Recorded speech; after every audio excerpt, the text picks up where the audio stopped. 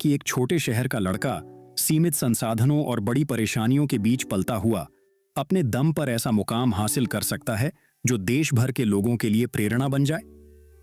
यह कहानी है आयुष की। उत्तर प्रदेश के छोटे शहर बलिया का एक सामान्य लड़का, जिसके पास न कोई रोशनी थी न कोई रास्ता, बस एक सपना था, और वो सपना इतना बड़ा था कि पूरी दुनिया उसे छोटा लगने लगी। आयुष का बचपन तंगहाली और सादगी में बीता। उसके पिता एक सरकारी स्कूल में चपरासी थे और मां गृहिणी।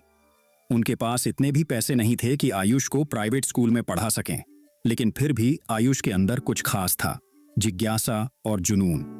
वह हर उस चीज को खोलकर देखने की कोशिश करता जो घर में खराब हो जाती थी, चाहे वो मोबाइल हो, पंखा हो या घड़ी। जब भी कोई ग्रामीण पड़ोसी कोई पुराना मोबाइल फेंकने वाला होता तो वह कहता, दे दीजिए मुझे, मैं देखता हूं।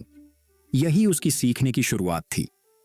उसने एक सपना देखा, इंजीनियर बनने का, लेकिन गांव में न तो कोई कोचिंग थी न कोई गाइडेंस। वह सरकारी स्कूल में पढ़ता था और जब वह 12वीं में पहुंचा तो पिता ने उसे एक सेकंड हैंड लैपटॉप लाकर दिया। यह उनके परिवार के लिए बहुत बड़ा निवेश था। आयुष ने उस लैपटॉप और अपने गांव के कमजोर इंटरनेट कनेक्शन के सहारे ऑनलाइन वीडियो से जेईई की तैयारी शुरू की। रात 2 बजे वह वीडियो डाउनलोड करता और दिन में पढ़ता, क्योंकि तब नेटवर्क थोड़ा बेहतर आता था।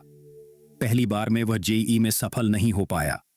गांव के लोग हंसे, ताने मारे, कहा, छोड़ दो, ये बड़े बड़े सपने गांव के बच्चों के बस की बात नहीं।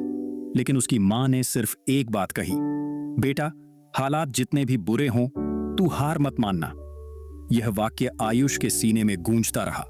उसने फिर से तैयारी की और इस बार एनआईटी में एडमिशन ले आया। जैसे ही वह कॉलेज में दाखिल हुआ, जीवन ने उसे असली परीक्षा में डाल दिया। उसके पिता को हार्ट अटैक आया और इलाज में परिवार की सारी जमा पूंजी खर्च हो गई। मां ने कहा, बेटा, तू बस पढ़ाई पूरी कर, बाकी सब भगवान देखेगा। लेकिन वह जानता था कि अब सब कुछ खुद ही संभालना होगा।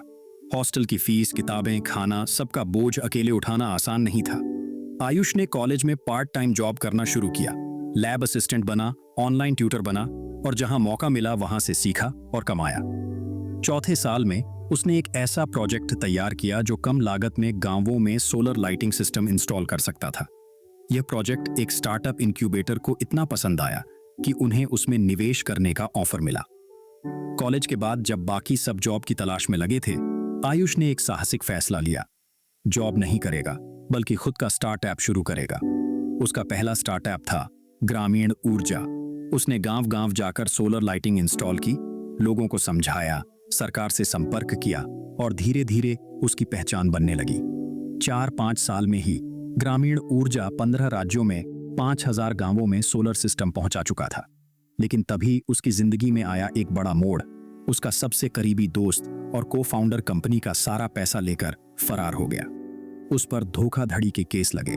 मीडिया ने उसे घेरा, इन्वेस्टर्स ने मुंह मोड़ा। एक बार फिर हर किसी ने कहा, अब तो सब खत्म हो गया। लेकिन आयुष वहीं था, जिसने अपने गांव की छत पर बैठकर मोबाइल से पढ़ाई शुरू की थी। उसने खुद को संभाला, लोगों से माफी मांगी, विश्वास लौट आया और फिर एक नई शुरुआत की। इस बार उसका मिशन बड़ा था। वह गांव के बच्चों को डिजिटल स्किल्स सिखाना चाहता था, ताकि जो संघर्ष उसने झेला, दूसरों को न झेलना पड़े। रूरल इनोवेटर्स फाउंडेशन के नाम से उसने एक नई संस्था बनाई। आज इसके 12 राज्यों में 100 से ज्यादा ट्रेनिंग सेंटर हैं, जहां लाखों बच्चे कोडिंग, रोबोटिक्स, डिजाइन और एआई जैसी स्किल्स मुफ्त में सीख रहे हैं।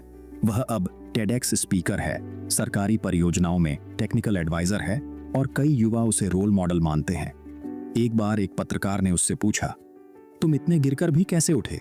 आयुष ने मुस्कुराते हुए कहा, मैं छोटे शहर से आया हूं, पर सपने कभी छोटे नहीं देखे। हालात चाहे जैसे भी हों, अगर इरादा मजबूत हो तो रास्ता बनता ही है। सीख इस कहानी से हमें यही सीख मिलती है कि जिंदगी चाहे जितनी भी मुश्किल क्यों ना हो, अगर अंदर से आप ठान लें कि कुछ करना है, तो कोई भी ताकत आपको रोक नहीं सकती। सपने सच करने के लिए सिर्फ संसाधन नहीं, जिद और जज्बा चाहिए। गिरना कोई हार नहीं, लेकिन उठकर चलना ही सच्ची जीत है।